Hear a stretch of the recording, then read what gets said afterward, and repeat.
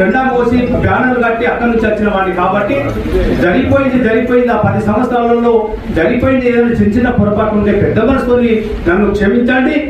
రాబోయే కాలంలో నేను మిమ్మల్ని ఎవ్వరిని మనసు నొప్పియకుండా, మిమ్మల్ని ఎవ్వరిని ఇబ్బంది పెట్టకుండా, మీరు ఏదైతే ఇప్పుడు అనుకుంటున్నారో, ఏదైతే మీరు మీ మనసులో ఏదైతే ఉన్నదో, ఇటుపోయినోడు అటుపోయినోడు మళ్ళా కదా మళ్ళా అందరూ తయారవుతారు, ఏం ఉండదు.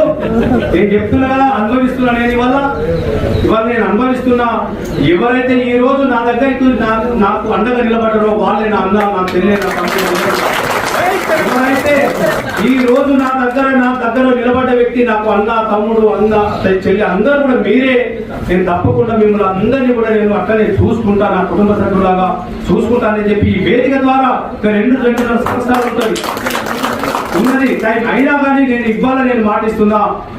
భగవంతుడు ఆశీర్వదించి కేసీఆర్ గారి ఆశీర్వాదం వల్ల మళ్ళీ ఈ ప్రభుత్వంలో మనం ఉన్నట్టయితే తప్పకుండా మీ అందరినీ నేను నడపబెట్టుకొని చూసుకుంటానని చెప్పి నేను మాటిస్తూ